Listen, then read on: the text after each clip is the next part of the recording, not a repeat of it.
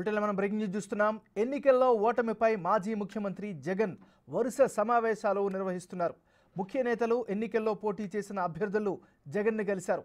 ఎన్నికల్లో ఓటమికి గల కారణాలపై చర్చించారు. అలాగే భవిష్యత్తులో ఎలా ముందుకు వెళదాం అనే దానిపై కూడా చర్చించినట్లు తెలుస్తోంది.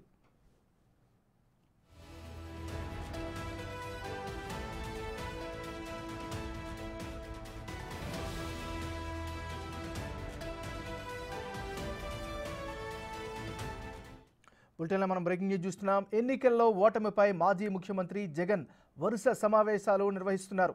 ముఖ్య నేతలు ఎన్నికల్లో పోటీ చేసిన అభ్యర్థులు జగన్ను కలిశారు. ఎన్నికల్లో ఓటమికి గల కారణాలపై చర్చించారు.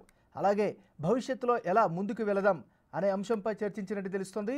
ఇక ఇదే అంశానికి సంబంధించి మరింత తాజా సమాచారాన్ని మరి రిపోర్టర్ శివ విజయవాడ నుంచి అందిస్తారు. శివ, చెప్పండి.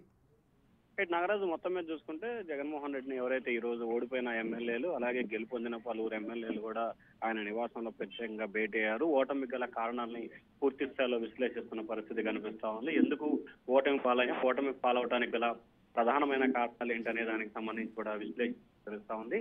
ప్రధానంగా ఎస్సీ ఎస్టీలు దగ్గర అవడంతో పాటుగా రెడ్డి సామాజిక వర్గం పూర్తి స్థాయిలో టీడీపీకి వ్యతిరేకంగా ఈ ఎన్నికల్లో పనిచేసిందని చెప్పి ఈ రోజు కొంతమంది నేతలు జగన్ దృష్టిలో పెట్టినట్టు ఉంది. చాలా నియోజకవర్గాల్లో 65 నుంచి 70% రెడ్డి సామాజిక వర్గం నేతలు టీడీపీ నిలబడ్డారని చెప్పి కూడా ప్రధానంగా ఫిర్యాదు చేసినట్టు కూడా తెలుస్తోంది. దానికి సంబంధించి కూడా రివ్యూ చేసి జగన్ చెప్పినట్టు తెలుస్తోంది. సో ఓవరాల్ గా చూస్తే రానున్న రోజుల్లో పూర్తి స్థాయిలో ప్రజలకి అండగా నిలబడాలి. ఖచ్చితంగా ప్రజలకి ఎటువంటి సమస్య ఉన్నా కానీ ఆ సమస్యకి ముందుండి పోరాటం చేయాల్సిన అవసరం ఉంది. ఖచ్చితంగా కూటమి ఇచ్చిన హామీలు అమలు చేసే పరిస్థితులు లేవు. ఖచ్చితంగా మనం పోరాడాల్సిన పరిస్థితి ఏర్పడుతుంది. దానికి సిద్ధంగా ఉండాలి. అందరూ కూడా నియోజకవర్గాల్లో అందుబాటులో ఉండాలని చెప్పి కూడా జగన్ అయితే నేతలకి దిశానిర్దేశం చేసిన పరిస్థితి కనిపిస్తా ఉంది.